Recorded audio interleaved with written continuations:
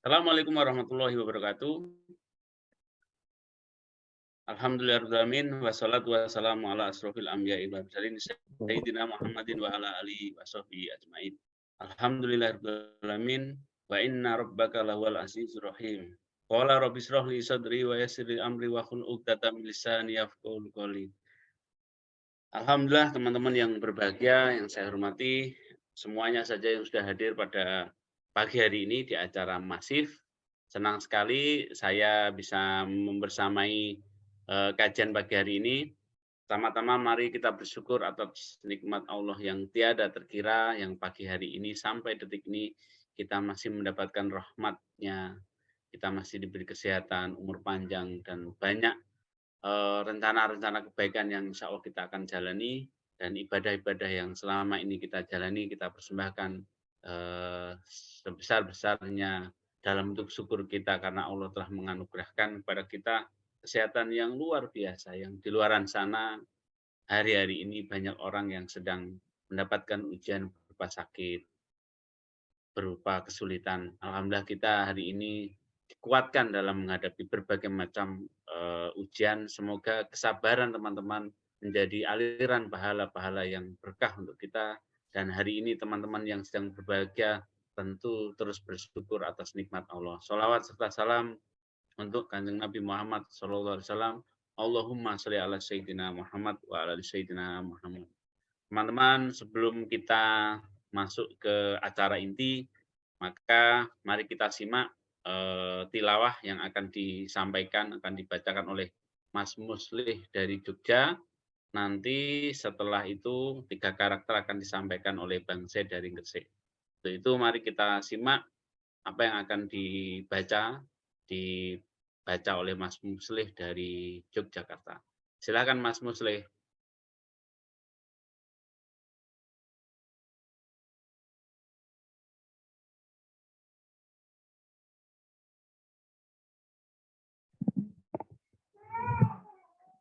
Ya, Assalamualaikum warahmatullahi wabarakatuh.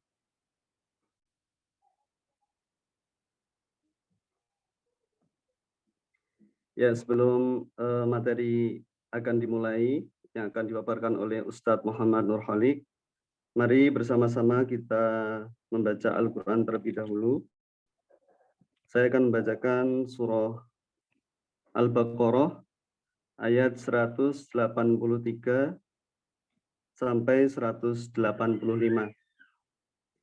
Monggo dipersilakan untuk sahabat-sahabat semua yang ingin menyimak, ingin membuka Al-Quran, surat Al-Baqarah ayat 183 sampai 185.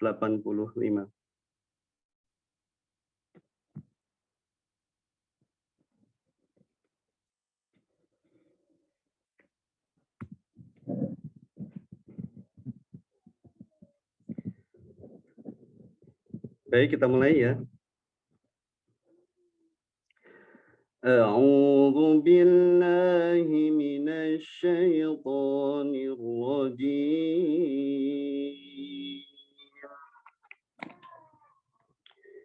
Bismillahirrahmanirrahim.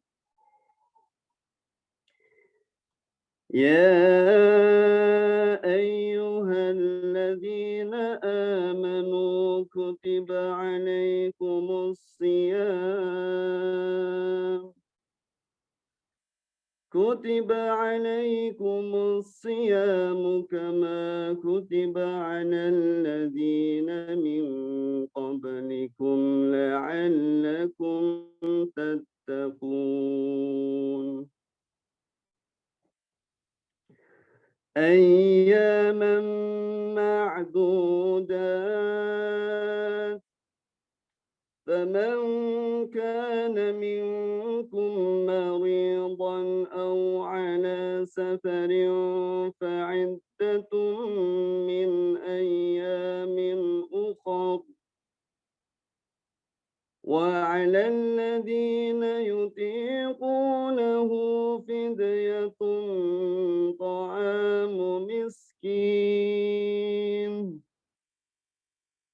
فمن تطوع خيرا فهو خير له وأن تصوموا خير لكم إن كنتم تعلمون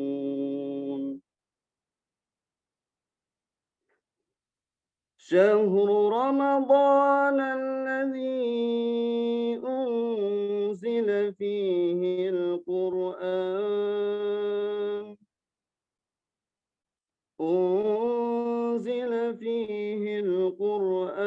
هدى للناس وبينات من الهدى والفرقان فمن شهد منكم الشهر فليصم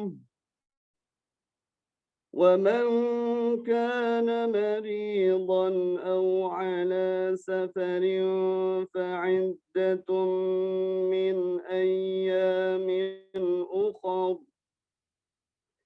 يريد الله بكم اليسر ولا يريد بكم العسر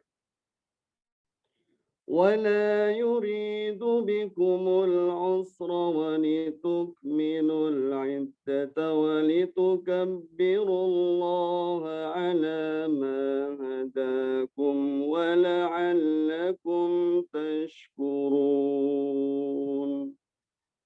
صدق الله العظيم. Ya baik, demikian surat Al-Quran yang sudah kita baca bersama-sama.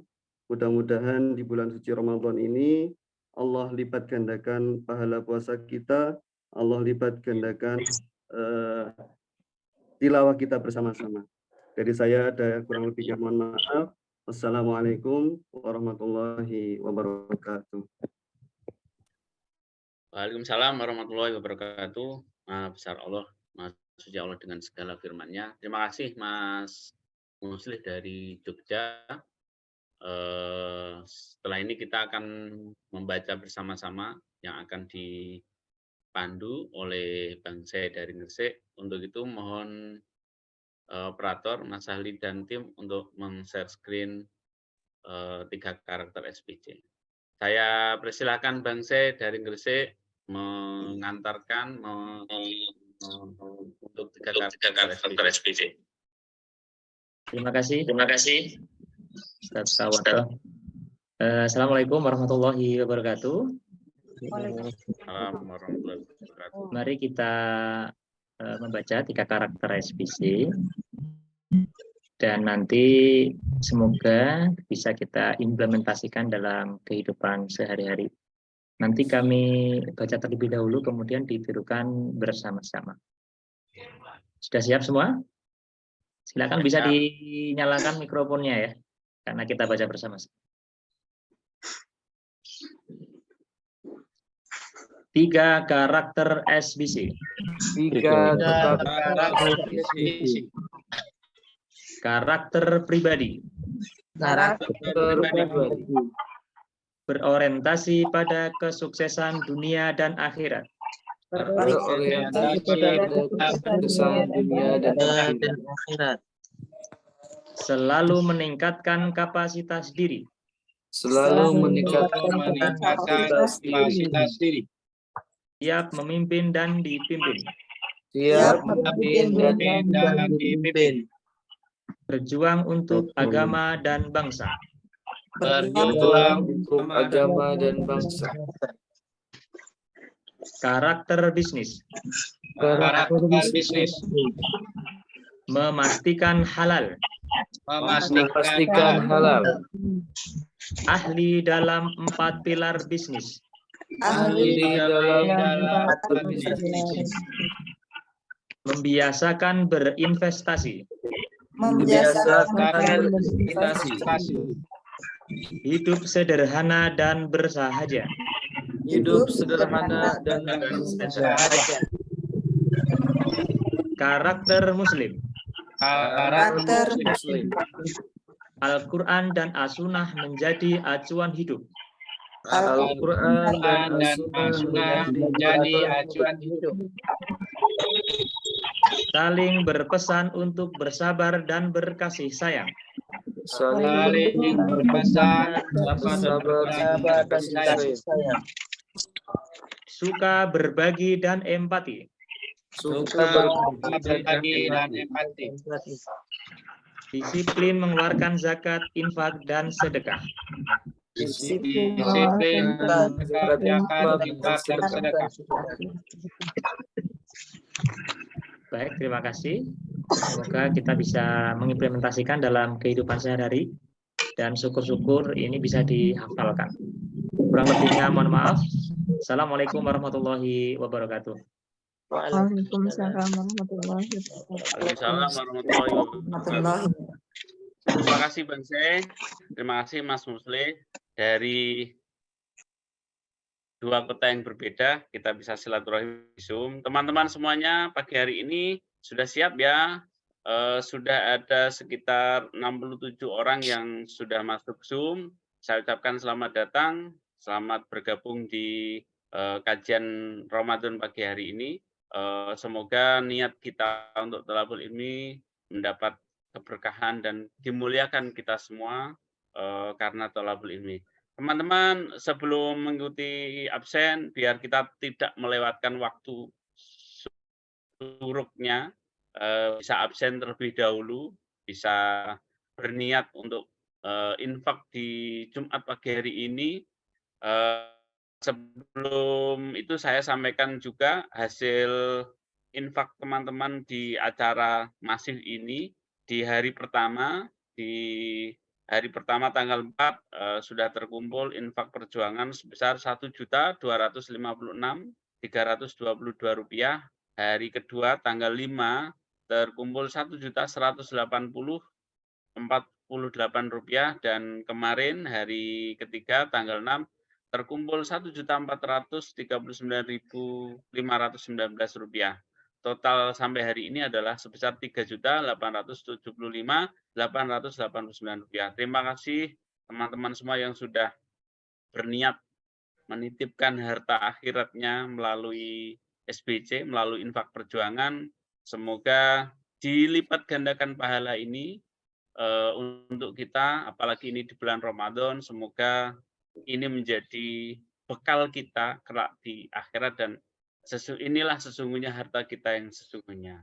Teman-teman semuanya, kita simak, tapi sebelumnya saya ingin menyapa dulu sebelum Ustaz Nurkolik masuk. Teman-teman yang masih off kamera bisa dibuka, kita siapkan catatan kita, biar kita mencatatnya, biar ilmunya tidak lari-lari kemana. Kata Ustaz Nurkolik itu, kalau ngaji sedikit-sedikit ya harus dicatat, biar bisa menjadi jembatan keledainya untuk bisa mengingat. Nah, teman-teman bisa menggunakan di notepad-nya teman-teman di laptop yang sedang dipakai, insya Allah untuk pengantar, untuk mengingat kita. Semoga apa yang disampaikan nanti semakin bermanfaat. Hari ini Ustaz Nurkolik akan mengkaji beberapa hal di pondasi iman dalam memperkokoh bisnis. Saya sapa dulu. Assalamualaikum warahmatullahi wabarakatuh. Ustaz Nurkolik. Waalaikumsalam warahmatullahi wabarakatuh. Hadir Pak Pra. Ya, ini kami di kota yang sama tapi di tempat yang berbeda. Teman-teman yang ada di Gresik, Jogja, Malang, dan semuanya saja yang hari ini sedang mengikuti Zoom. Untuk itu saya tidak berpanjang lebar. Silahkan Ustadz Nurholik, waktunya kami berikan sepenuhnya untuk memberikan apa saja yang kiranya hari ini menjadi pelajaran kita untuk dibagi di forum ini, di majelis ini. Oke, Pak Pra, baik.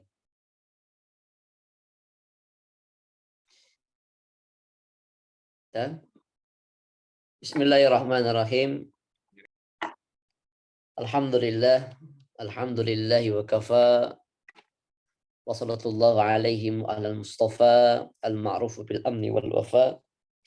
Alhamdulillahilladzi ja'alana min ummati sayyidina wa habibina wa syafi'ina Muhammadin sallallahu alaihi wasallam wa sallallahu alaihi wa ala alihi wa ashabihi wa man tabi'ahum bi ihsanin ila yaumiddin, amma ba'd.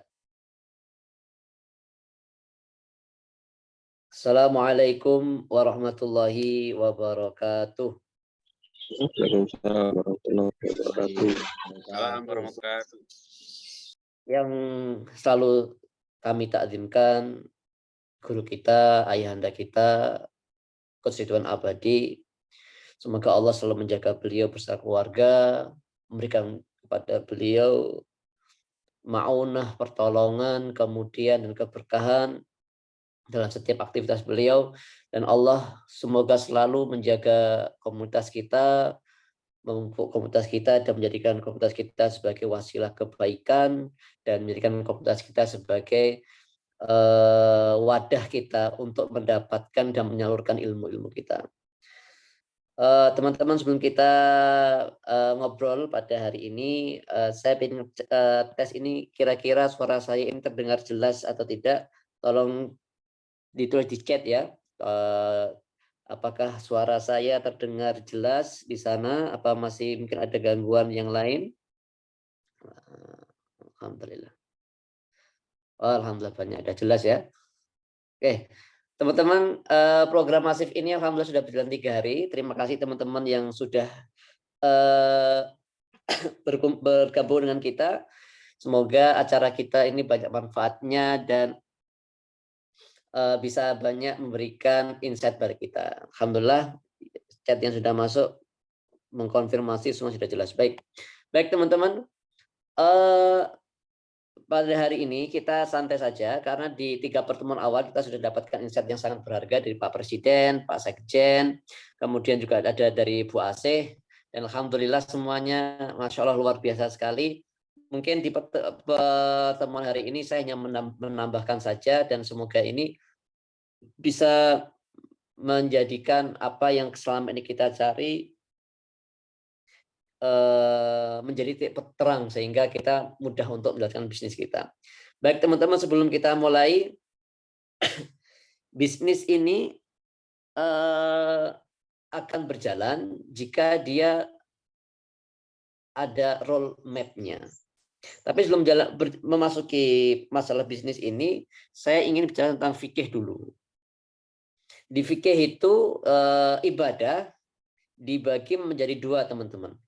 Yang teman-teman harus tahu, fikih, di dalam fikih ibadah itu dibagi menjadi 2. Yang pertama adalah ibadah mahdhah.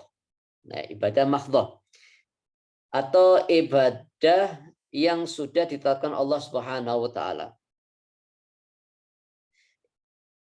Yang kedua adalah ibadah ghairi mahdhah atau ibadah yang tidak diperincikan dengan jelas.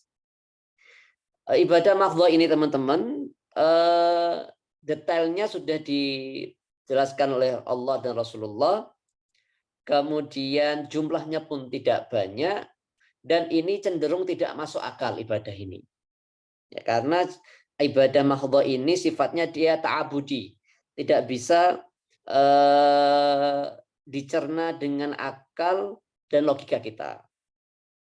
Sebagai contoh, ibadah mahdhah itu apa? Salat, wudu, zakat, puasa, haji, berkhitan dan lain-lain. Ini ibadah yang Allah sudah jelaskan kepada kita, sudah kasih rank-ranknya, sudah kasih pagar-pagarnya, sehingga kita hanya mendapatkan perintah menjalankan ta'abudi. Coba kita bayangkan, maaf ini, kalau kita buang air kentut, maka wudhu kita batal. Ketika kita buang air ketika kita kentut, kira-kira ketika wudhu itu yang dibasuh yang mana? Yang tempat keluarnya kentut apa bagian tubuh yang lain? Pak Pra, mana Pak Pra ini? Pak Pra? Ya, yang dibasuh Kalau- ya sesuai rukun wudhunya. Padahal yang keluar nggak itu Pak Pra. Aturannya memang sudah begitu. Ya, kenapa gitu? Berarti ini kan nggak masuk akal kan ya? Ya karena Iya, kan?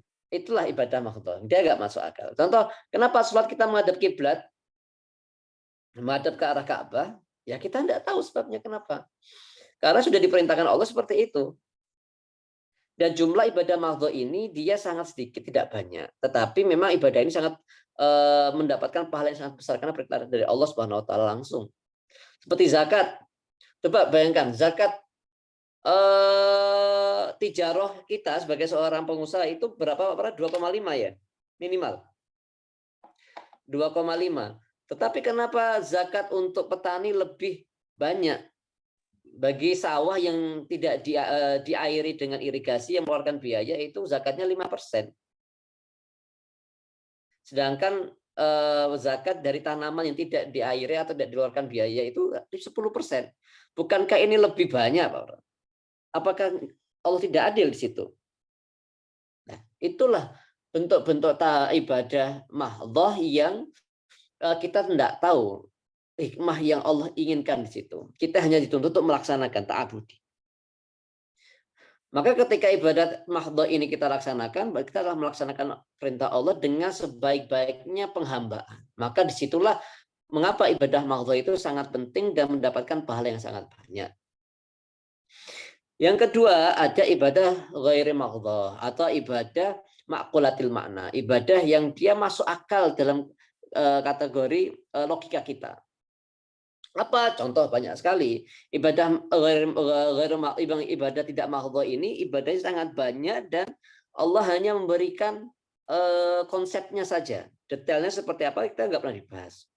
Contoh seperti apa? Ketika kita jalan,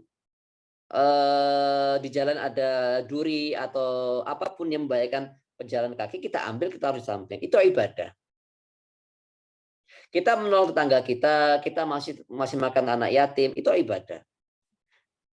Walaupun tidak termasuk ibadah mahdhah. Ada ibadah teman-teman yang suatu ibadah yang banyak orang tidak menganggap itu ibadah.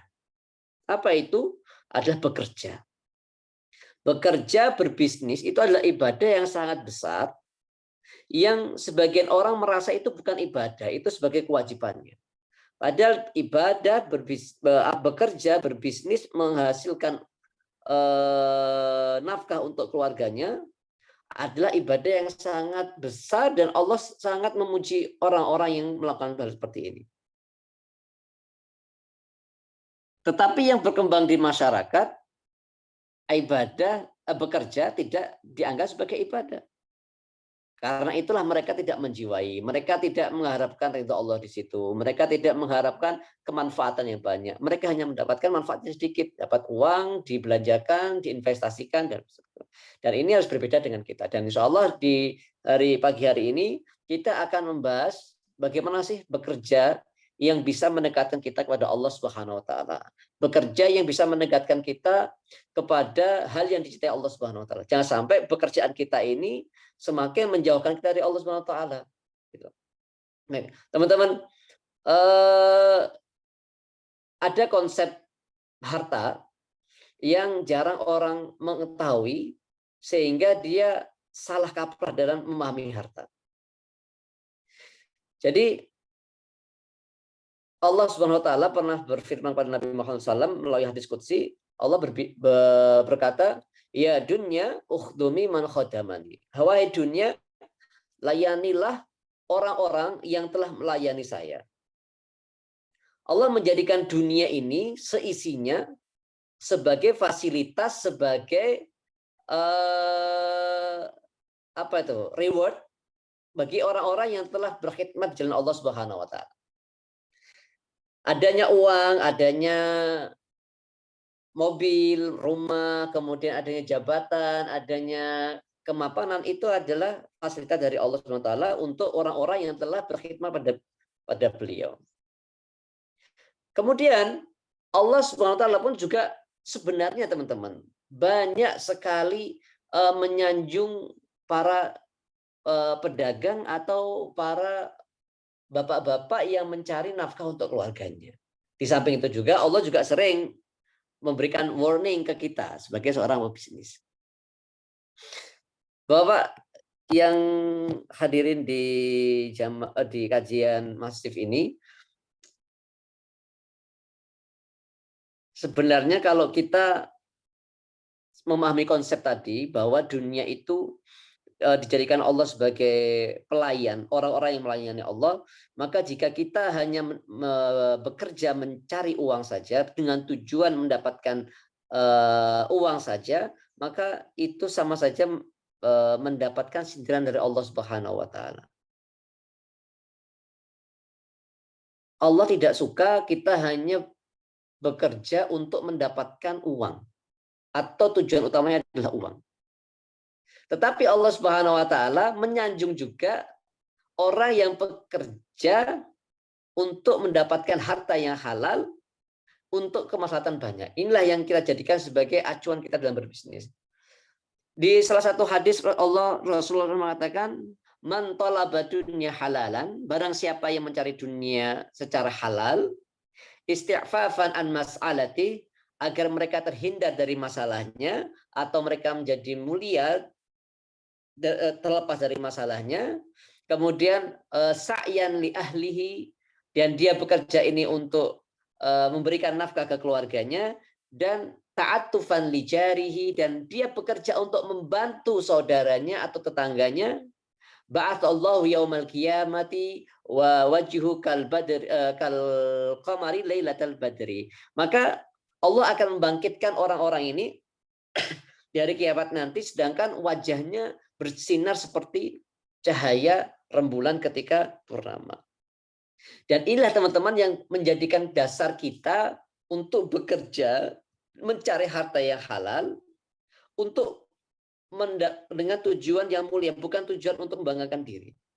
Karena di hadis yang lain, di terusannya ini Allah Rasul mengatakan, wa man talaba dunya halalan, dan barang siapa mencari dunia ini secara halal, tapi ada mukatsiron wa mufakhiron, supaya berlomba-lomba mendapatkan harta banyak, supaya dipuji, maka mendapatkan kebanggaan, wari'aan nasi, dan supaya dianggap wah oleh manusia lain, walahu ghadabani minallah, dan orang-orang seperti ini mendapatkan ghadab, mendapatkan marah dari Allah Subhanahu wa taala.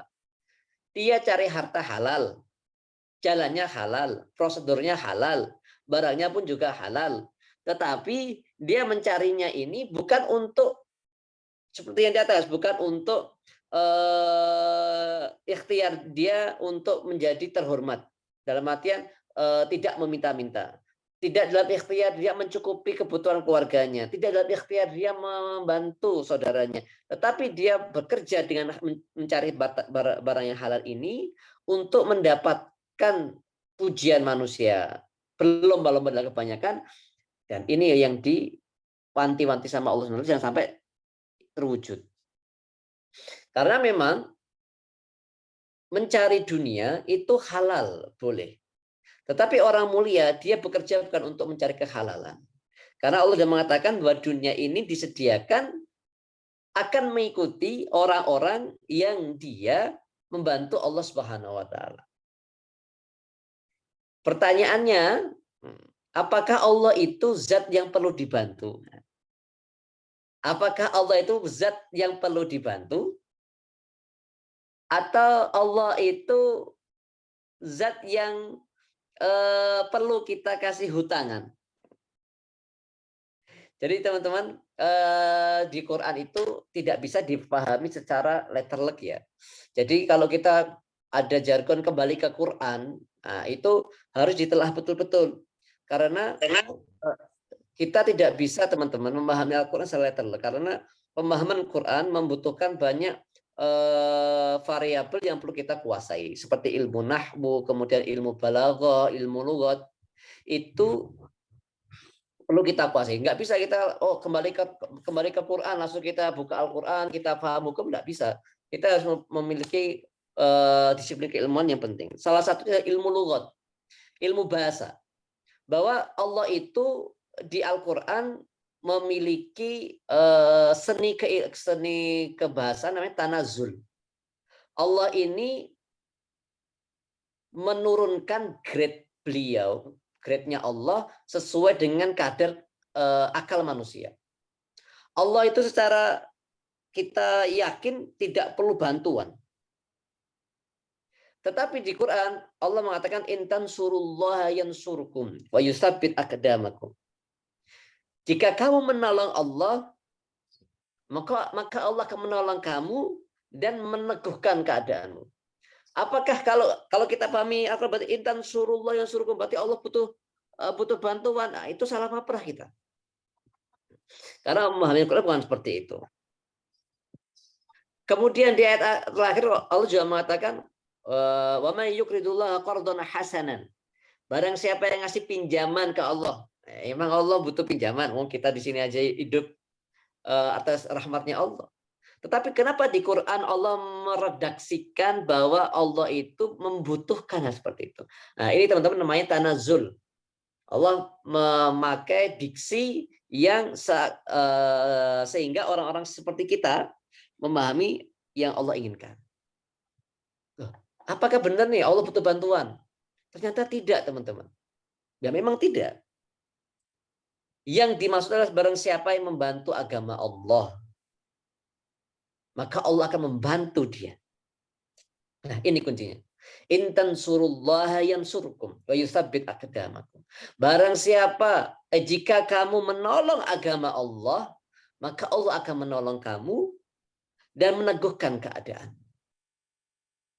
Ini relate dengan konsep rezeki kita di bawah kita dikasih fasilitas Allah berupa dunia karena membantu agamanya Allah.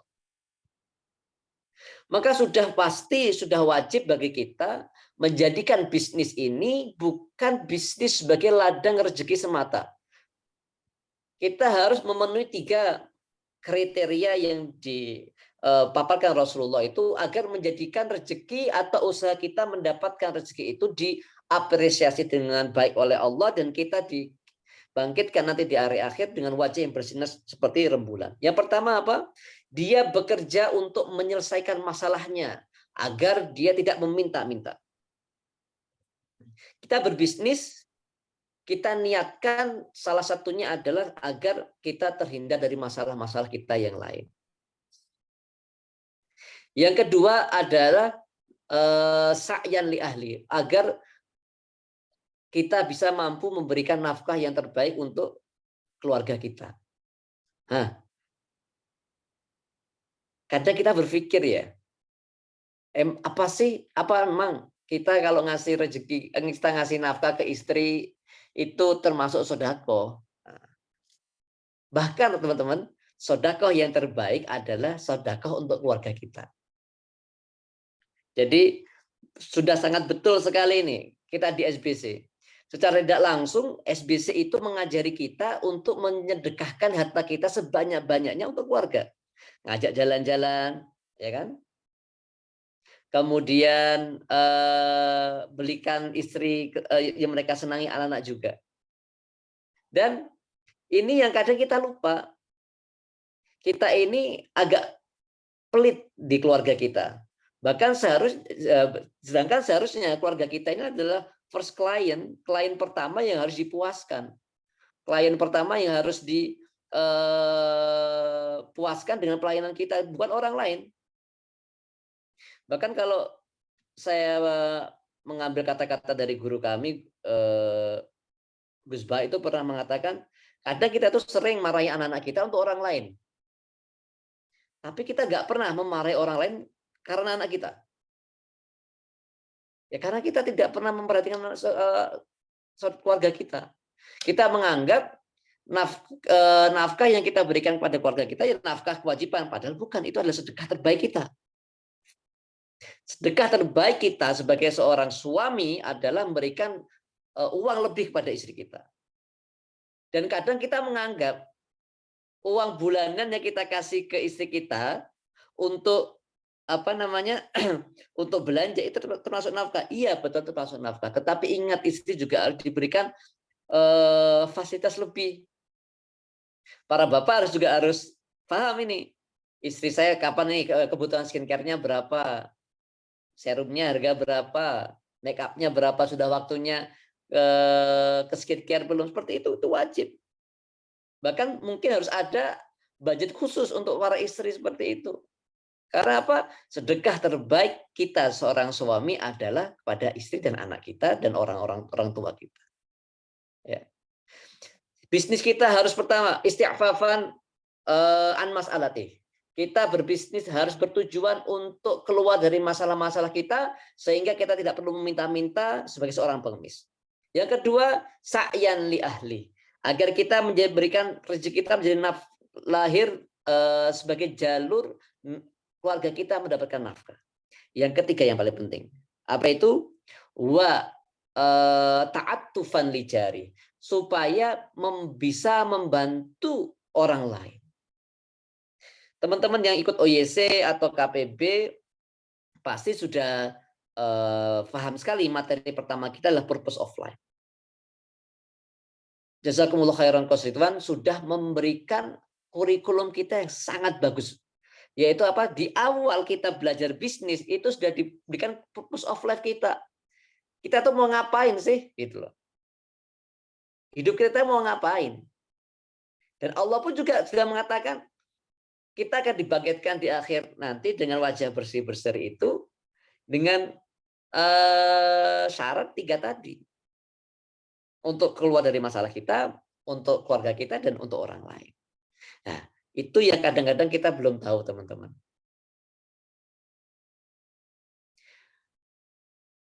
Kemudian juga Allah ini sangat mencintai para pedagang. Buktinya apa? Allah itu mensejajarkan pedagang yang jujur, yang terpercaya, itu dibangkitkan bersama para nabi. Innat tajira al-aminina. Sesungguhnya pedagang yang amin, yang terpercaya, was-sodok, yang penuh dengan kejujuran, wal muslim, dan dia seorang muslim, ma'al anbiya, bersama para nabi. Di hadis lain, ma'a siddiqin wal anbiya, bersama orang-orang yang jujur dan orang-orang dan para nabi. Dari 2 hadis itu, teman-teman, kita bisa melihat bagaimana Allah itu benar-benar memberikan apresiasi yang sangat tinggi kepada para pebisnis. Jadi jangan pernah bilang bisnis itu perkara dunia. Bukan, bisnis bukan perkara dunia. Bisnis itu perkara kita mendapatkan ridhonya Allah Subhanahu wa taala. Imam Al-Ghazali itu membagi rezeki menjadi 4 tahapan, teman-teman. Ya, Imam Al-Ghazali membagi rezeki menjadi 4 tahapan. Rezeki yang paling bawah ini adalah harta yang halal. Ya. Harta yang halal adalah rezeki yang tatarannya dia paling bawah. Kemudian atasnya lagi adalah kesehatan. Harta yang halal melimpah ini nggak akan ada nilainya jika kita tidak mendapatkan rezeki yang paling atas. Itu apa? Kesehatan. Antum uangnya banyak, melimpah, nggak terhitung, nggak berseri, tabungan emasnya juga banyak. Tetapi antum punya pantangan, nggak bisa makan santan. Kira-kira tersiksa enggak? Tersiksa sekali. Diajak ke mana? diajak ke kota lain, dikasih makan gulai, nggak mau makan. Saya nggak bisa makan santan. Diajak ke Gresik nggak bisa nasi kerawu, Ustaz. Nah, iya, diajak ke Gresik nggak bisa makan nasi kerawu, daging-daging itu nggak bisa, rasa murad saya. Nah, itu sebabnya. Karena dia dapat rezeki halal nih, tapi dia nggak dapat kesehatan. Jadi kata Imam Ghazali, rezeki tingkat kedua adalah kesehatan. Alhamdulillah kita dikasihkan ini rezeki yang halal, melimpah, tidak pernah terputus. Yang kedua kita dikasih kesehatan, bisa main bola, makan apapun, bisa menerima, bisa makan duren, bisa makan kambing, bisa apapun kita bisa makan. Yang ketiga, tingkatan rezeki menurut Imam Ghazali adalah anak yang soleh. Anak yang soleh adalah tingkatan rezeki ketiga menurut beliau yang tidak semua orang dapat. Dan saya pun juga selalu berharap semoga anak-anak saya soleh dan solehah, dan juga antum semuanya. Dan anak soleh ini harus diikhtiarkan. Nggak bisa anak soleh ini hidup-hidup tiba-tiba dia jadi orang soleh, nggak bisa, teman-teman, harus diikhtiarkan. Yang dimaksud anak soleh itu apa kira-kira? Nah ini, apakah anak soleh itu anak yang pasti mondok? Kan? Kriteria dasar anak soleh adalah dia mau mendoakan kita. Kriteria anak soleh paling bawah adalah dia mampu mendoakan kita. Ketika kita mati, jika anak kita mendoakan kita, maka dia sudah dihitung anak soleh. Satu ya. Ketiga ya, harta melimpah, kesehatan prima, anak soleh soleha. Yang ketiga, yang keempat ini puncak dari rezeki. Nah, puncak dari rezeki adalah ridwanullah, ridhonya Allah Subhanahu wa taala. Nanti ketika sudah semua orang sudah masuk surga, sudah menikmati, mungkin Pak Prawoto nanti bidadarinya ada 7.000, nggak habis-habis bidadarinya. Saking banyak bidadarinya sibuk nggak mau kumpul, Allah bertanya kepada para ahli surga, wahai ahli surga, apakah kalian sudah mendapatkan kenikmatan di surga? Mereka bilang, sudah ya Allah. Apakah kamu mau nambah lagi? Kata Allah. Sedangkan bagi ahli surga, karena ahli surga itu kelasnya beda-beda teman-teman ya. Ada yang masuk surga itu karena pengen dia ketemu bidadari. Dia masuk surga karena pengen makan buah-buahan. Dan mereka sudah mendapatkan itu semuanya. Tapi Allah menanyakan lagi, kamu masih mau nggak tak kasih hadiah lagi, tak kasih kenikmatan lagi yang ketika kamu mendapatkan ini, hilang semua kenikmatan yang kamu rasakan. Dalam artian hilang rasanya, terkalahkan semua rasanya itu. Dan para istri, ya Allah, ya kami mau. Kemudian Allah membuka tabir, membuka tirai yang menghalangi kita dengan Allah, sehingga kita mampu melihat wajah zat yang menciptakan kita. Kita mampu melihat zat yang telah menciptakan kita dari tanah dan menjadikan kita manusia, memberikan kita rezeki, memberikan nikmatan, dan pada waktu itu kita bisa melihat Allah Subhanahu wa taala. Dan ketika melihat itu Allah bilang, ini radhi itu. Aku ridho sama kamu. Aku ridho kepada kamu sebagai makhluk saya. Bayangkan teman-teman, bagaimana kenikmatan ketika kita di surga, dia bilang, Prawoto, aku ridho sama kamu sebagai hamba. Bayangkan ketika kita sudah di sana, Allah bilang, Rohalik, aku ridho kamu sebagai hamba. Tidak ada kenikmatan yang lebih besar dari ini, teman-teman. Ini kenikmatan puncak yang bisa ditemukan oleh para muslim. Bukan yang lain. Maka wajib bagi kita menjadikan bisnis kita, untuk mendapatkan ridhanya Allah Subhanahu wa taala. Bukan hanya rezeki yang halal saja, tapi juga kesehatan yang prima, kemudian juga anak yang soleh dan soleha yang dapat ridhanya Allah Subhanahu wa taala. Allah sangat mencintai kita. Allah sangat mencintai pedagang yang dia terpercaya, yang dia jujur dan muslim. Itulah dasar awal berbisnis kita, jangan sampai melenceng dari situ. Yang pertama, jangan kita mencari harta halal untuk berfoya-foya, untuk mendapatkan pujian orang lain. Ketika kita punya niatan itu, maka kita dibangkitkan yaumul qiyamah, di hari kiamat, dengan 2 kemarahan dari Allah Subhanahu wa taala. Walaupun kita mencari rezeki dengan cara yang halal, rezekinya pun juga halal, teman-teman. Yang kedua, yang berikutnya adalah kita bekerja bukan untuk mendapatkan ridhonya Allah Subhanahu wa taala. Itu masalah terbesar. Jangan sampai kita tidak terpercaya, jangan sampai kita tidak jujur. Dunia itu manis. Dunia itu menawan. Dunia itu mempesona. Maka kita ingin mendapatkan itu. Tapi teman-teman, pernah nggak terpikir kenapa ya Allah tidak memberikan dunia yang banyak sekalian ke orang-orang sehingga orang itu nggak perlu mencari, orang itu nggak perlu berusaha payah, tidak perlu menghalalkan cara. Apa nggak penting Allah ngasih nih kontan nih, Pak Prawoto dikasih 2 triliun, berapa kasih berapa triliun? Kenapa nggak seperti itu? Ternyata Allah sudah mengatakan, "Lau basatallahu rizqa li'ibadihi la baghaw fil ardi." Seandainya Allah itu melapangkan rezeki ke setiap hambanya di dunia ini, maka yakinlah mereka akan berbuat semena-mena, berbuat kerusakan di muka bumi ini. Jadi Allah memberikan rezeki berdasarkan tatarannya karena untuk menjaga dunia ini, bumi ini supaya tidak hancur. Allah juga mewarning kita, teman-teman. Sebenarnya Allah juga mewarning kita sebagai seorang pedagang, seorang bisnismen, bahwa dunia itu juga bisa mendatangkan kemarahannya Allah. Coba kita runut. Umat pertama kali yang dibinasakan Allah itu adalah umatnya Nabi Nuh. Sebabnya apa, teman-teman? Pasti tahu ini.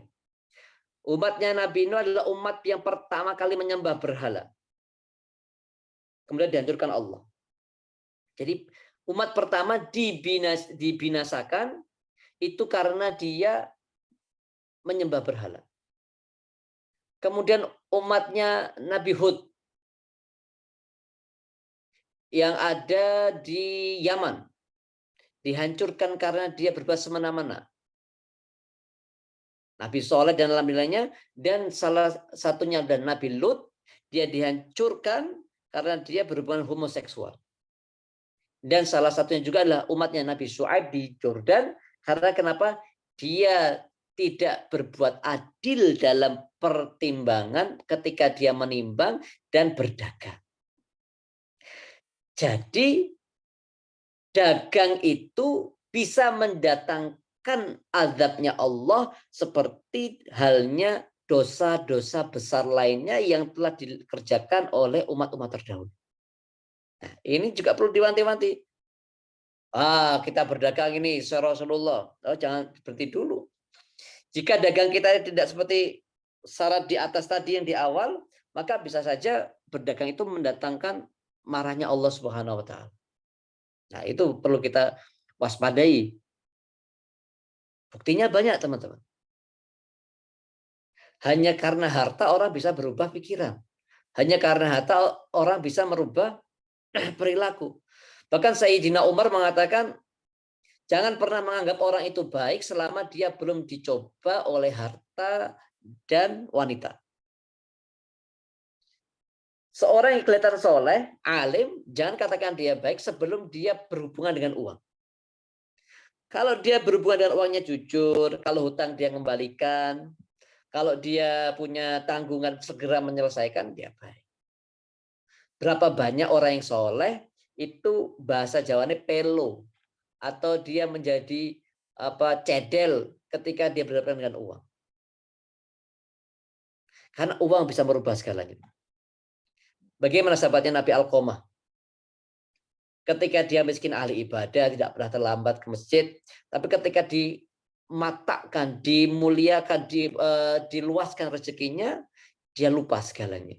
Bahkan sampai Rasulullah tidak mau menerima zakat dari dia. Bagaimana dengan Qarun? Bagaimana dengan yang lain? Mereka memiliki dunia, tetapi Allah menjauhkan dari ridhonya. Na'udzubillah. Jangan sampai kita seperti itu. Terus, Ustaz, bagaimana nih kita untuk mendapatkan, untuk mensettlekan bisnis kita supaya bisa mendapatkan empat tingkatan rezeki itu? Rezeki halal, kesehatan, kemudian anak yang soleh, ridhonya Allah.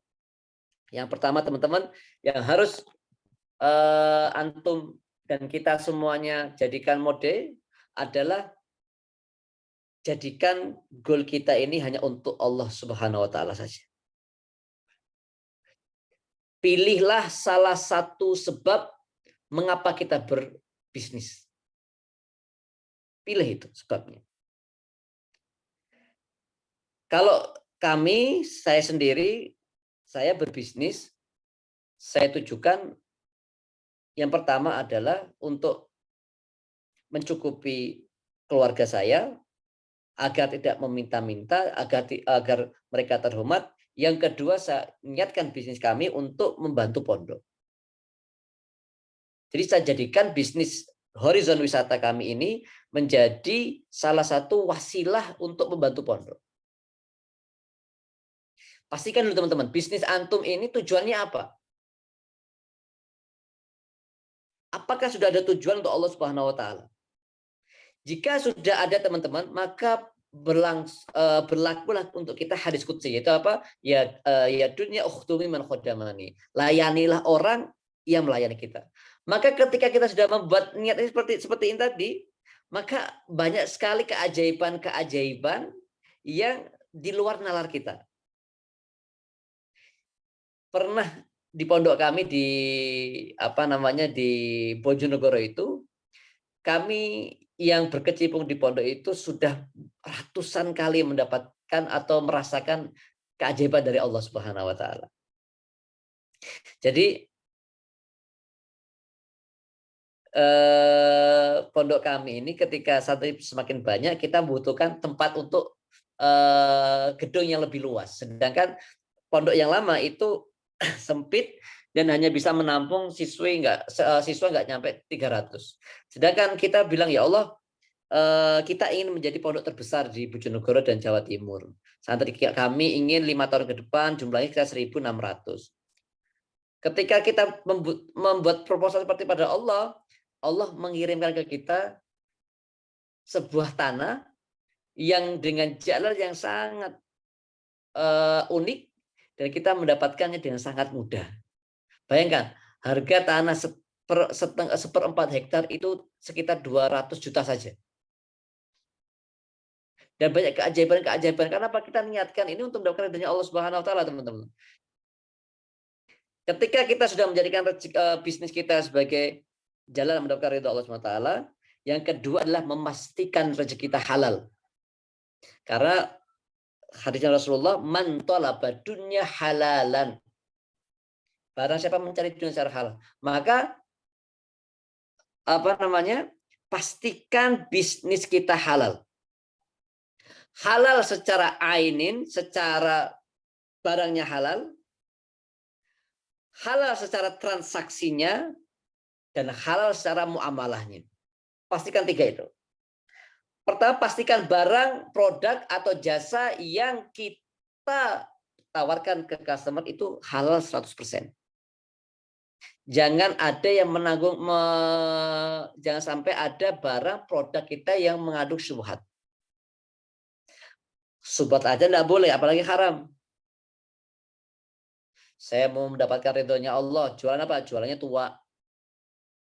Saya ingin mendapatkan ridhonya Allah.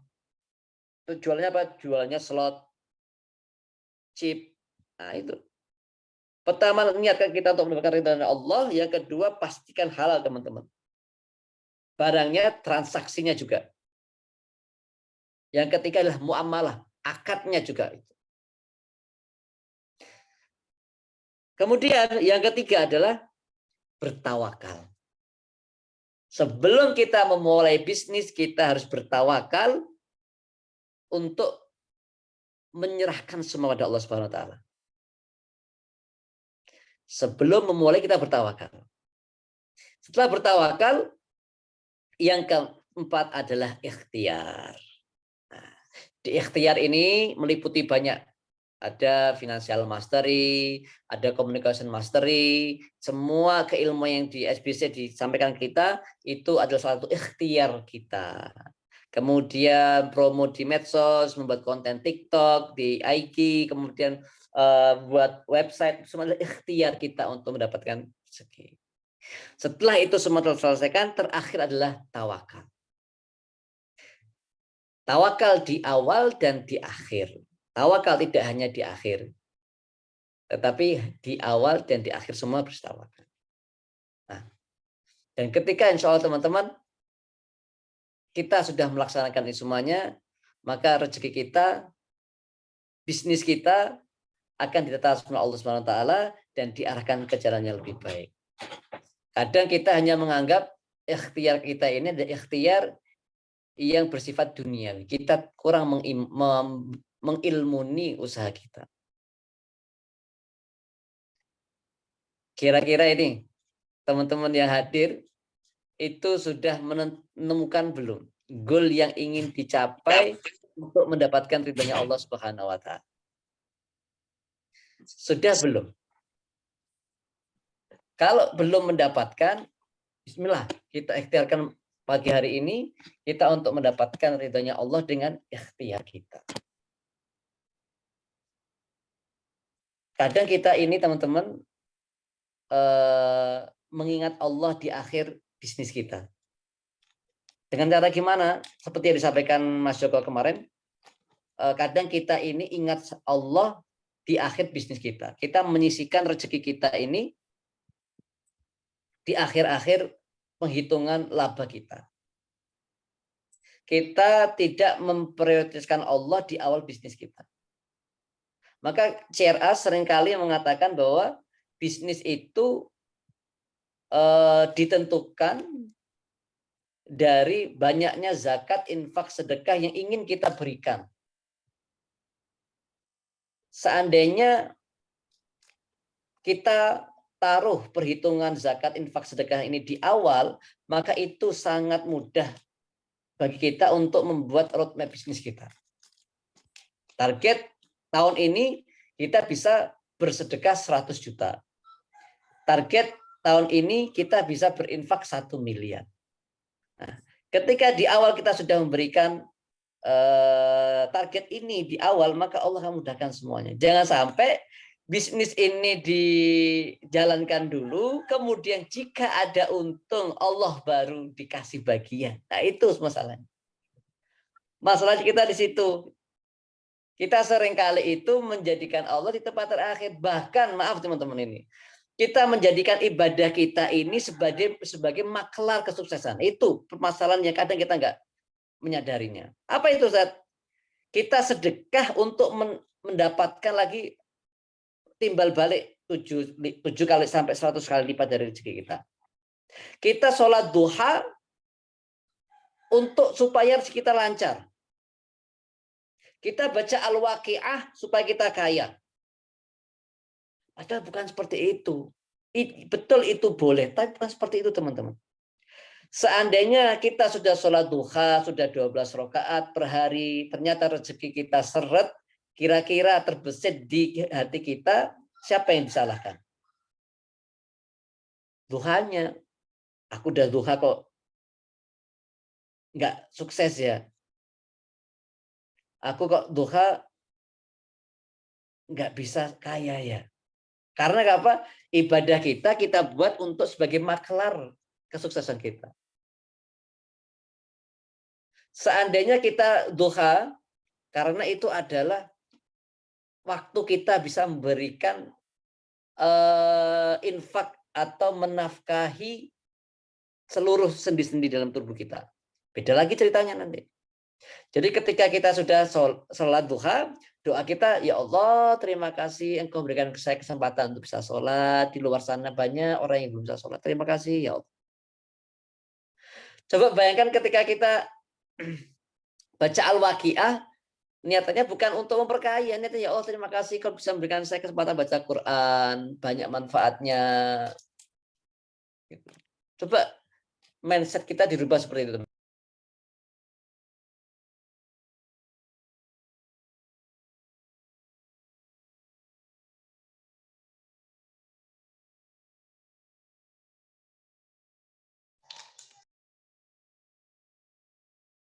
Suaranya hilang, Ustaz. Iya. Oh ya maaf, tadi sentuh. Jangan sampai ibadah kita jadikan sebagai maklar untuk meningkatkan rezeki kita. Sebenarnya Imam As-Sazili itu pernah mengatakan, seandainya ibadah saya tidak diterima sama Allah Subhanahu wa taala, saya pun sudah bersyukur. Bayangkan teman-teman, ketika kita sudah di yaumul hisab nanti, Allah bilang sholat kita tidak diterima sama Allah. Puasa kita tidak diterima sama Allah. Infak zakat kita tidak diterima sama Allah. Apakah kita sedih? Ya normal sedih. Tetapi kita harus juga bangga, kita pernah ditakdirkan Allah untuk sujud. Kita pernah ditakdirkan Allah untuk bisa berinfak, berpuasa. Jadi jangan sampai sekali-kali sebagai seorang muslim, sebagai seorang SBC, kita beribadah tadi hanya untuk supaya rezeki kita banyak. Itu kesalahan sangat fatal, kesalahan yang sangat mendasar kita sebagai orang yang dicintai sama Allah. Ayo sholat duha supaya para sekalian, bukan. Duha adalah salah satu sarana kita bersedekah pada tubuh kita. Jadi ketika sholat duha, doa kita apa? Ya Allah, terima kasih Engkau berikan kami kesempatan untuk sholat duha. Ketika kita bisa baca Waqiah, kita ya Allah terima kasih kita bisa baca Waqiah, bukan untuk yang lain. Ketika kita semua sudah nata niat kita untuk berkah ridhonya Allah, insya Allah teman-teman, keajaiban akan datang. Keajaiban, kata guru kita Pak Yetoha, keajaiban hanya akan datang bagi orang yang percayakan keajaiban itu. Sebagai penutup, saya membuat analogi. Kira-kira mampu enggak Allah itu menurunkan hujan emas di bumi? Allah tiba-tiba menurunkan hujan emas nih di Bojonegoro, di Tuban, di Lamongan, di Jogja, hujan emas. Allah bisa nggak? Mungkin nggak Allah? Mampu nggak Allah seperti itu? Mungkin. Mampu banget. Mas Ali bilang mampu banget. Tetapi permasalahannya, mungkin nggak kita menerima itu? Kalau kita susah, teman-teman. Allah pernah menurunkan belalang emas dari langit, itu pernah. Jangan bilang nggak pernah. Pernah Allah itu. Allah itu pernah, ketika Allah memberikan ujian pada Nabi Ayub alaihissalam dengan penyakit dan kehilangan harta benda semuanya, ketika disembuhkan Allah, maka Allah menurunkan belalang-belalang yang terbuat dari emas dari langit. Jadi Allah itu bisa, sangat mampu dan sangat mungkin menurunkan itu. Tetapi kita ini ya teman-teman, belum mampu untuk mendapatkan itu. Maka cobalah cari sebab Allah menurunkan emas-emasnya Allah ke kita. Dengan apa? Dengan berdagang. Berdagang yang baik, mencari barang yang halal, dengan cara yang halal, untuk kehormatan diri kita, untuk memuliakan keluarga kita, dan untuk membantu sesama kita. Mencari harta halal itu untuk kehormatan kita, untuk memuliakan keluarga kita, dan untuk membantu orang muslim lain.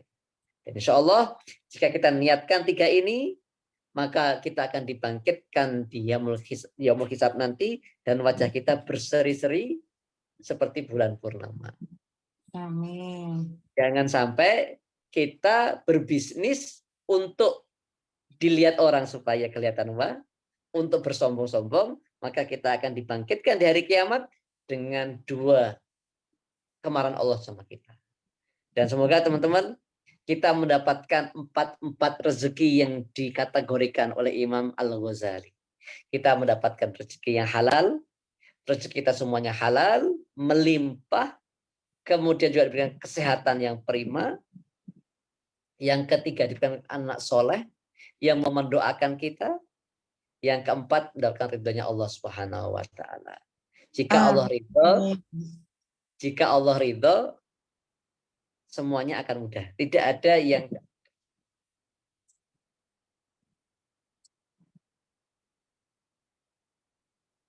kadang kita ini berpikir pragmatis ya teman-teman. Kita mau bisnis biar bisa bantu orang. Tetapi implementasinya prioritas zakat, infak, sedekahnya di akhir, bukan di depan. Semoga kita termasuk orang yang di dalam hadis qudsi tadi, yaitu akan dilayani dunia dan tidak mengejar dunia. Kira-kira ini enak dikejar dunia atau mengejar dunia ini? Kejar dunia. Sepakat dikejar dunia ya? Iya. Berarti saya sudah menginformasikan hadis qudsi ini di hari ini. Kalau teman-teman masih mengejar dunia berarti ada yang salah. Karena apa? Kita belum termasuk orang yang melayani Allah dan agamanya. Melayani Allah dan agamanya, kita akan dikejar dunia. Kita akan mendapatkan fasilitas di dunia itu. Lihat bagaimana Pak Presiden kita, Mas Joko dan Bu Asih dan pemateri lainnya, dengan bisnisnya sudah berjalan, semakin dilimpahkan rezeki. Karena apa? Ya dia membantu Allah. Mas Joko memberikan SOP yang seperti pondok pesantren untuk untuk karyawannya. Supaya apa? Ya itu salah satu wujud beliau ingin mendidik umat Nabi Muhammad. Maka dilimpahkanlah rezekinya, sangat luas sekali. Begitu juga Bu Asih dan begitu juga kita. Jangan sampai kita ini hanya sibuk untuk mencari rezeki, nggak akan cukup teman-teman, nggak akan cukup. Tetapi kalau kita niatkan untuk mendapatkan ridhonya Allah dengan membantu Allah, maka semua akan cukup. Pak Prawoto sudah sering merasakan itu. Ketika pondok membutuhkan tanah berapa meter persegi, itu didatangkan sama Allah. Kita butuh uang untuk beli tanah, itu didatangkan sama Allah. Karena apa? Ya, niat kita untuk ridhatillah, bukan untuk mendapatkan kemuliaan di depan manusia. Dan insya Allah teman-teman, mulai detik ini kita niatkan bisnis kita untuk menolong Allah Subhanahu wa taala. Menolong dalam tanda kutip, kita menolong agamanya Allah. Mari tentukan apa yang mau kita ambil bagian dari agama ini. Di pendidikannya kah? Masjidnya kah? Atau yang lain. Jangan sampai bisnis kita hanya menjadi bisnis yang hanya mengejar dunia saja. Mungkin Pak Pra ini materinya nanti bisa ditampung dengan tanya jawab sampai nanti jam 7. Baik. Terima kasih Ustaz Nurkholik. Waktu menunjukkan pukul 6:38 masih ada waktu. Teman-teman semuanya siapkan pertanyaan. Sebelum ke pertanyaan, saya ucapkan terima kasih yang sudah bergabung. Yang hari ini ditakdir Allah bisa mendapatkan tempat di dalam Zoom karena tidak setiap orang bisa ditakdir bisa ikut. Ada banyak catatan yang bisa kita ambil. Di antaranya adalah tadi tentang analogi kita memantaskan diri supaya Allah bisa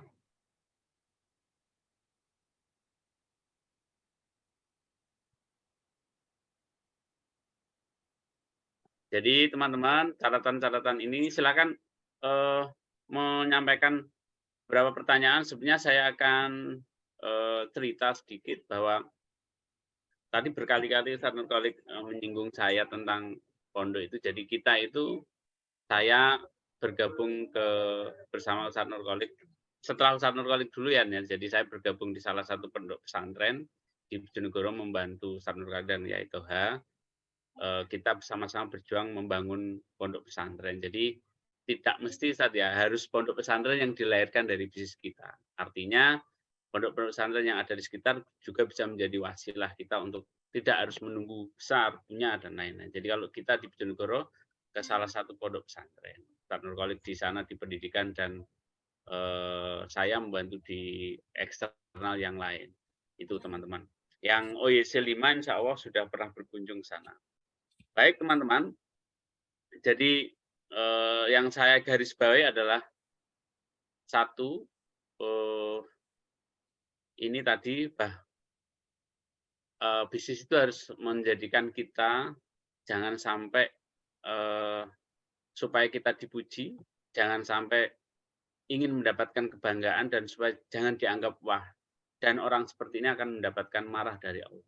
Kita hindari itu, maka detik ini kita di dunia niatkan untuk hal-hal baik karena jadikan dunia untuk melayani Allah.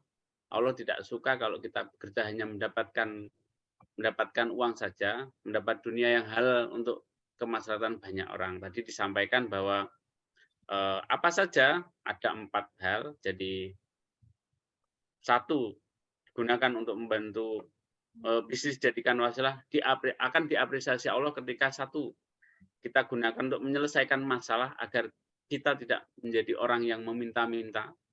Yang kedua adalah mampu memberikan nafkah kepada keluarga kita, sedekah terbaik seorang suami di keluarga.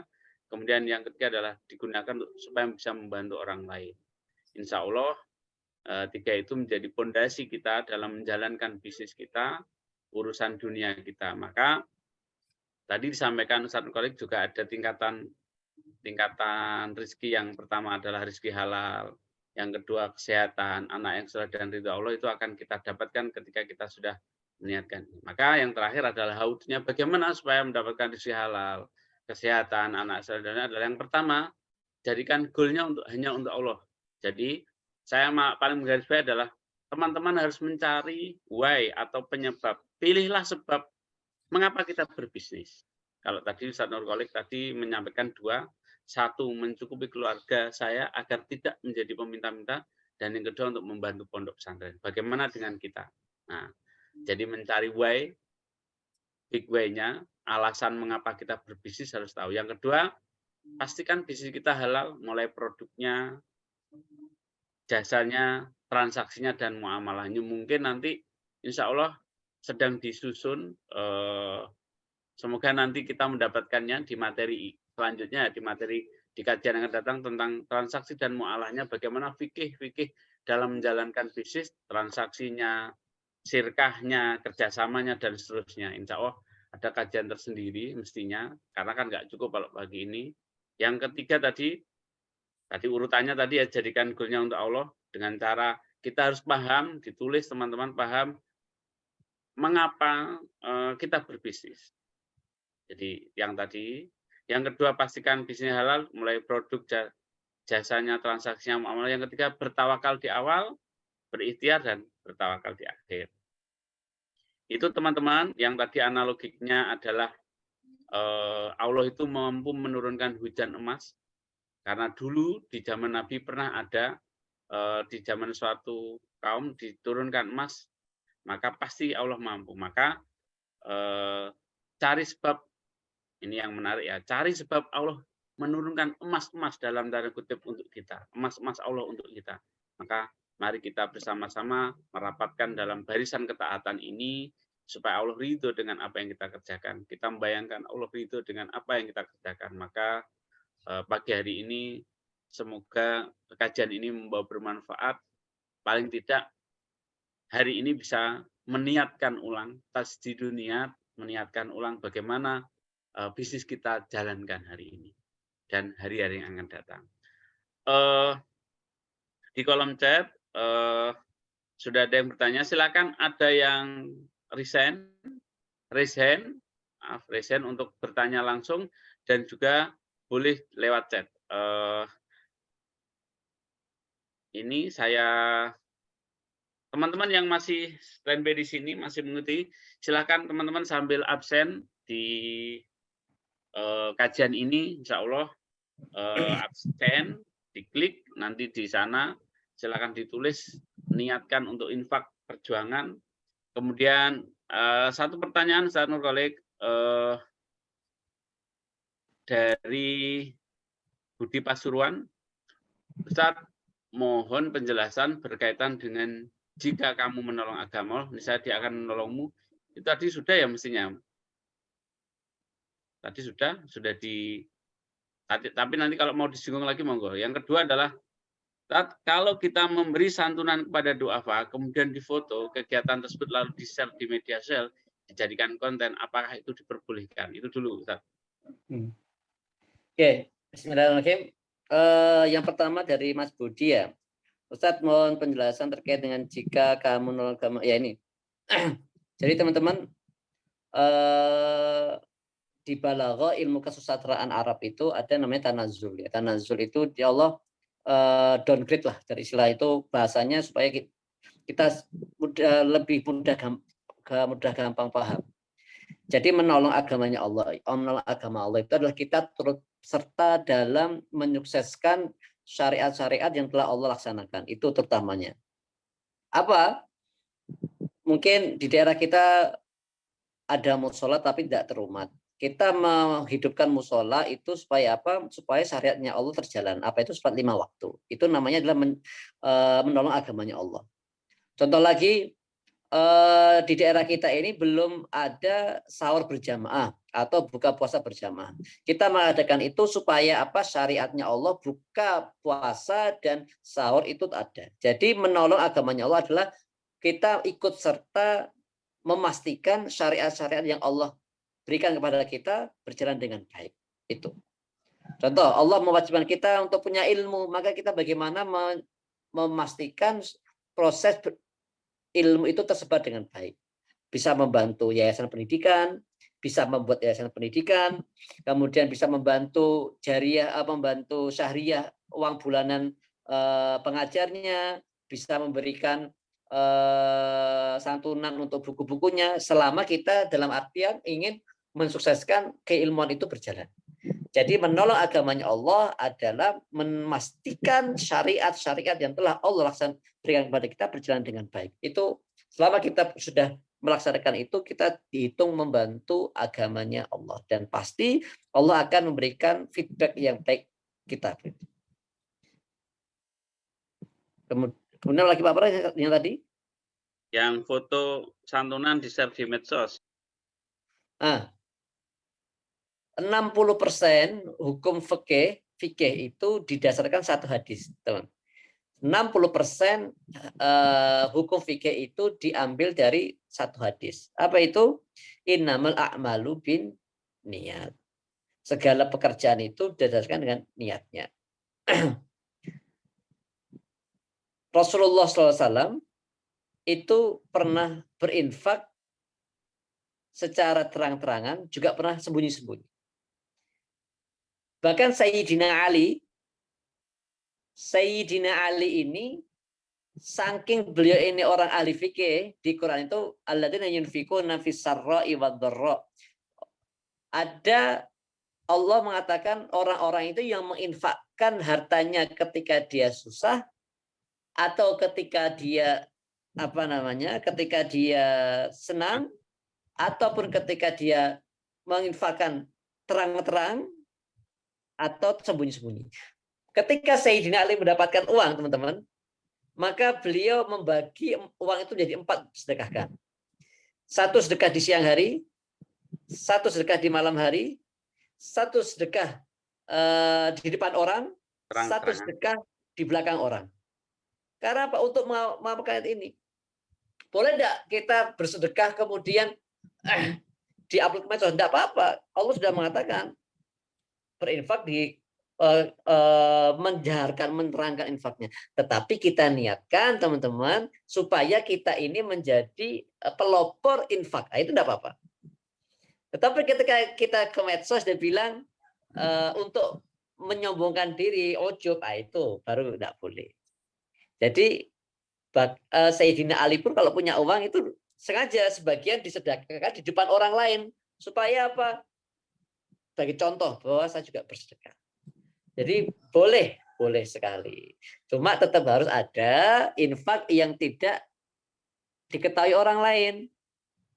Antum sedekah 1 juta di foto kemudian dibingkai, dibuat status, tetapi sedekah sembunyi-sembunyinya cuma 1.000, ya itu bohong aja.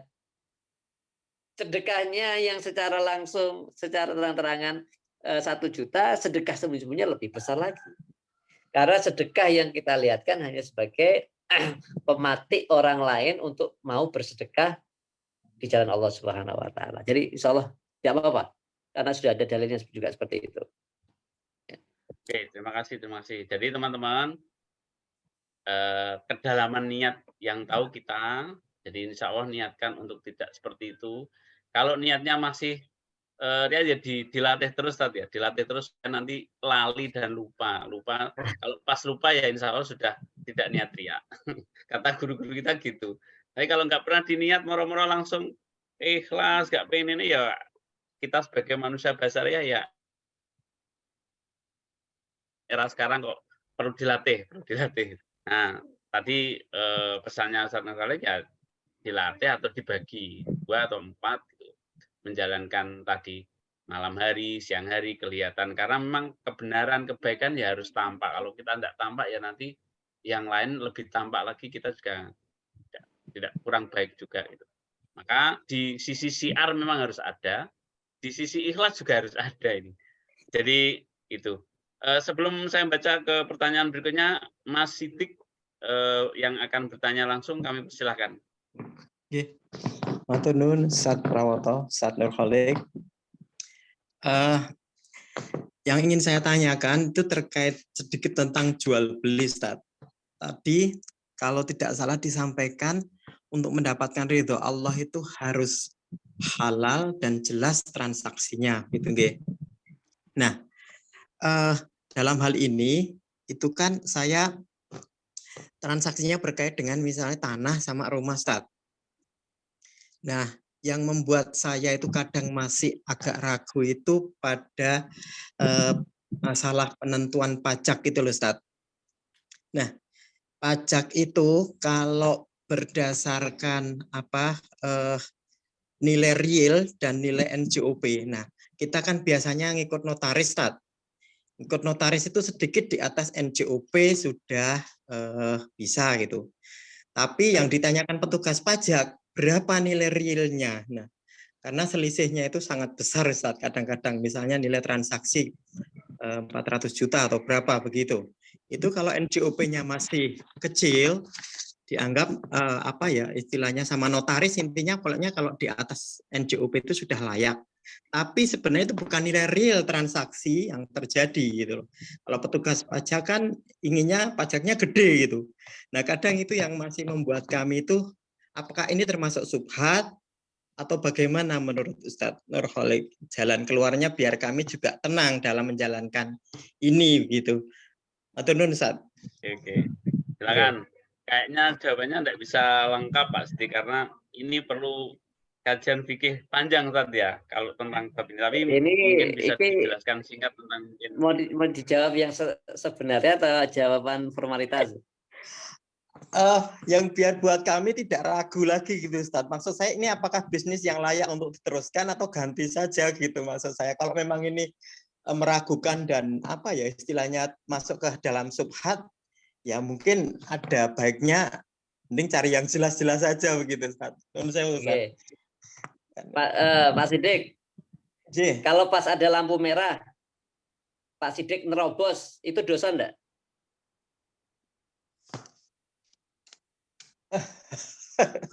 Let's see itu Ustaz, tergantung kebutuhan. Nek mendesak harus ke rumah sakit kayak gitu ya kadang. Kalau ambulan enggak, kalau orang biasa ya iya. Jadi taat kepada amir pemimpin itu mustahab, berpahala. Tetapi taat kepada pemimpin itu selama dia masih sesuai dengan koridor syariah.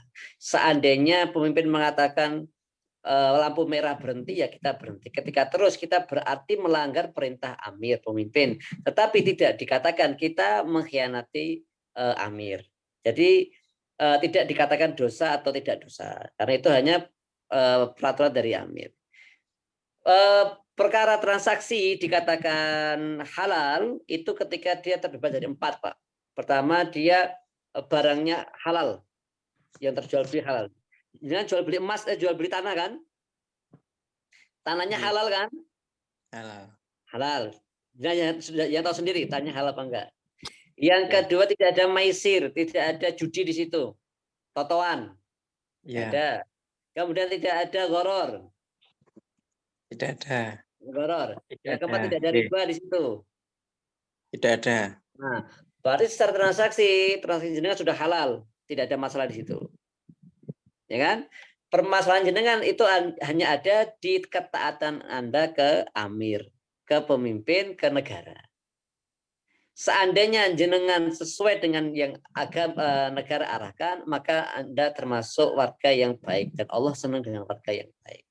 Tetapi ketika jenengan punya khilah, punya strategi untuk mensiasati itu tidak akan merubah status kehalalan jual beli Anda. Hanya mungkin tingkat keberkahannya berbeda. Seperti itu saja.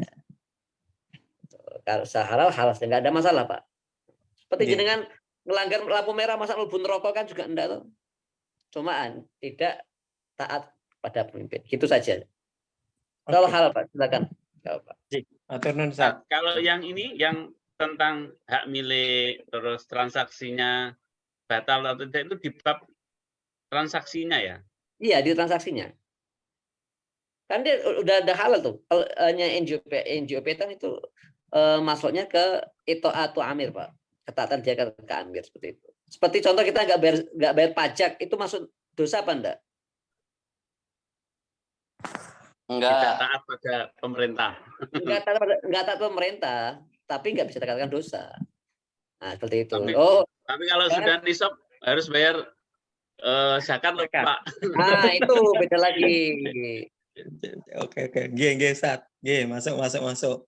Jangan sampai habis ini dapat ilmu dari Ustaz Nurholik, lampu merah terobos nggak dosa. Jangan gitu, teman-teman. Itu namanya tidak taat pada pemimpin ya. J. Oke, Ustaz. Oke, terima kasih. Oke, yang live, yang mau bertanya langsung masih ada? Sebelum pertanyaan langsung, ini masih ada waktu 3 menit. Itu ada pertanyaan bagus, Pak Pra. Dari Mbak Tika, Brebes. Ya.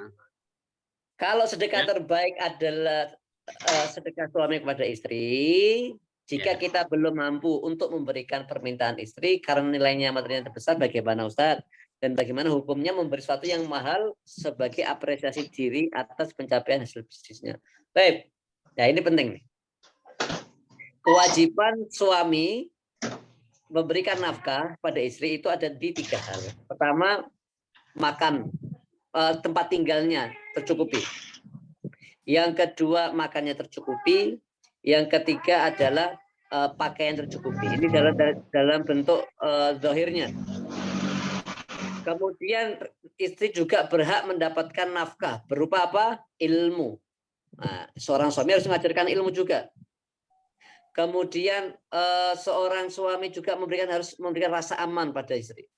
Itu nafkah batin. Jadi jangan teman-teman berpikir nafkah batin hanya nafkah biologis, rasa aman, ilmu itu juga batin. Nah, ketika nafkah-nafkah tadi sudah terpenuhi, Pak Pra, maka kita sudah dihitung memberikan nafkah kepada istri kita. Adapun yang lainnya itu sifatnya adalah tambahan sesuai dengan rezeki kita. Barang siapa yang diluaskan rezeki sama Allah, maka seyogianya memberikan rezeki nafkah yang lebih pada keluarga kita. Kalau kita mampu memberikan permintaan istri kita, alhamdulillah. Tetapi jika kita tidak mampu dan kita sudah memenuhi ketiga kriteria tadi di awal, sandang, pangan, papan, maka kita sudah termasuk orang yang menentukan tugas kita. Jadi besar kecilnya permintaan istri tidak wajib dipenuhi. Karena yang wajib adalah tempat tinggalnya, pakaiannya, dan makannya. Gitu. Jadi permintaan istri nggak harus dipenuhi. Karena kalau dipenuhi semuanya nggak selesai permintaan istri. Jadi harus ada hal-hal prinsipal yang itu rumah sudah ada, pakaian sudah ada, makan sudah ada, terpenuhi dasarnya. Jika ingin memberikan skincare yang mahal, silahkan. Perhiasan yang mahal, silahkan. Kalau tidak mampu, tetap sudah dihitung memberi nafkah kepada istri. Dan teman-teman, tugas utama suami adalah menjadi bemper kita di neraka nanti. Jadi tugas utama suami sebenarnya, kata Mbak Imun Zubair, itu bukan mencari nafkah, tapi tugas utama suami adalah menjadi bemper ketika di neraka nanti. Nafkah boleh terpenuhi, tetapi keilmuan dan akhlak tidak terpenuhi, laki-laki nanti akan menjadi bemper nanti di akhirat. Jadi para suami jangan hanya fokus ke rezeki, nafkah dalam bentuk harta, tapi juga nafkah dalam bentuk batin, ilmu, keamanan, dan biologis. Nah, jangan sampai ngasih uang terus, nggak pernah diajak ke pengajian, nggak pernah diajak ikut kajian, nggak pernah diajak talaki, nggak pernah diajak untuk baca Quran bareng. Nah, itu kita muskilah itu nanti. Gitu, Pak. Ya, siapkan. Perempuan yang baik itu perempuan yang beriman nanti. Yang qanaah. Ya, gitu teman-teman semuanya ya. Maka yang terakhir tadi penting, kalau teman-teman yang nafkah tempat tinggal bahkan sudah pada pinter ya. Tapi yang nafkah ilmu rasa aman ini penting. Maka kemarin di salah satu slide atau videonya SBC itu kan merasa menyesal ya tidak mengajak istrinya dalam batra kemarin. Nah, ini salah satu. Jadi teman-teman usahakan punya jadwal ngaji bersama, taklim bersama, atau bagaimanalah, atau ditaklimi sendiri ketika kita dari mana gitu. Karena waktunya sudah tidak cukup. Mohon maaf sekali ada beberapa pertanyaan yang mungkin belum bisa terjawab. Lain waktu, lain hari, insya Allah akan ada pembahasan lain yang menarik. Kita tidak berjanji, tapi kita mengusahakan ada program seperti ini sehingga teman-teman nanti bisa update keilmuan tentang fikih, tentang tasawuf, sehingga teman-teman semua di SBC kita dalam barisan ketaatan ini. Terima kasih semuanya. Terima kasih Mas Bayu, Mbak Ida, Bu Siti, Mas Fani. Terima kasih Ustaz Nurkolik. Terakhir mungkin ada closing, kesimpulan dan statement dari Ustaz Nurkolik. Silakan. Insya Allah teman-teman, ini sudah jam 7. Semoga yang kita bicarakan penuh berkah. Saya ingin mengatakan bahwa satu, Allah nomor satu dan Allah segalanya. Kita usahakan bisnis kita hanya untuk Allah dan kita ikhtiarkan untuk kebaikan jalannya agamanya Allah SWT. Sekian Pak Pra. Terima kasih teman-teman semuanya yang dirahmati Allah, insya Allah. Terima kasih. Terima kasih Pak Presiden SBC, Kang Aldi yang membersamai kita. Terima kasih Guru Ndakut Ridwan. Terima kasih semua teman-teman kementerian, teman-teman media event, Mas Ahli dan kawan-kawan, tim Kementerian Spiritual, Kementerian Ekonomi, Mbak Rita dan teman-teman yang sudah berjibaku bersama dalam urusan kesehatan ini. Semuanya saja tidak bisa saya sebutkan satu persatu. Semoga apa yang kita kerjakan, apa yang kita sampaikan, apa yang kita inisiatifkan, Allah ridho terhadap apa yang kita kerjakan hari ini dan hari-hari berikutnya. Terima kasih Bang Se, terima kasih Mas Bayu, Mas Bebe, dan semuanya saja yang hari ini pagi ini masih bersama kita di kajian ini. Semoga kajian hari ini menjadikan kita semakin semangat, dan yang terpenting adalah tasdidun niat tentang bisnis yang kita jalani. Insya Allah dimulai hal-hal yang kecil seperti yang dikatakan Bu Asih, untuk memulai hal kecil dan diistiqomahkan. Teman-teman tak lupa silakan absen meniatkan diri untuk sedekah, berinfak di infak perjuangan SBC, sehingga kegiatan-kegiatan semacam ini, kegiatan-kegiatan yang lain bisa kita jalankan dengan banyak bantuan dari teman-teman semuanya. Di kolom chat sudah kita share link untuk absensi. Terima kasih semuanya yang sudah ikut ambil bagian dalam kebaikan ini. Kita mencatatkan nama kita, niatkan untuk diri sendiri, niatkan untuk keluarga, istri, anak-anak dalam melakukan kebaikan hari ini. Insya Allah. Teman-teman semuanya, dari keempat materi ini saling sambung bersambung. Insya Allah ada link YouTube nanti yang akan di-share oleh tim Humas SBC. Teman-teman bisa memutalaah lagi, belajar lagi, menyimak lagi paparan hari ini, kemarin, Bu Aceh, sebelumnya Mas Joko, sebelumnya Kang Aldi, untuk kita resapi, kita catat, dan kita ikhtiarkan untuk kita kerjakan hari ini. Mungkin ini menjadi pondasi dasar sebelum kita tidak usah menunggu bisnis kita besar, kita bisa mulai hal yang kecil. Kalau kemarin ada yang pertanyaan, di SBC ada media untuk memulainya, ada Giswa, Gerakan Infak Beasiswa yang digalang oleh SBC, ada wakaf masjid. Tidak harus kita membangun sendiri bersama perusahaan kita, tapi kita juga bisa bersinergi dengan komunitas atau lingkungan-lingkungan kita yang ada di sana yang membutuhkan pertolongan kita. Maka bisnis kita diniatkan untuk membantu orang lain, untuk membantu agama Allah. Insya Allah ada banyak keberkahan di sana. Saya yang memandu acara ini mohon maaf sekali jika ada kesalahan dalam bertutur kata dan dalam memandu. Terima kasih. Selamat menjalankan ibadah puasa. Semoga Allah ridho dengan apa yang kita kerjakan.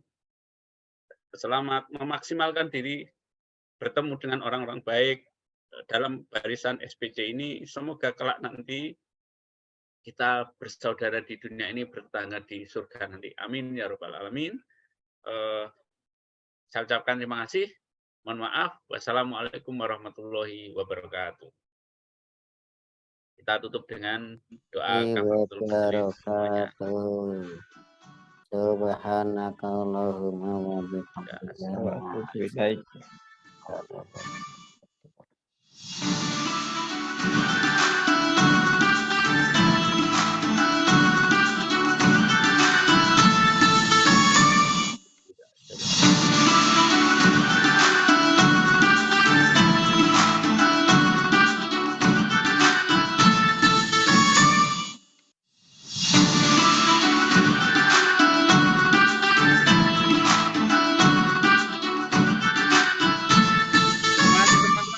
Pak Gino, Pak Agus,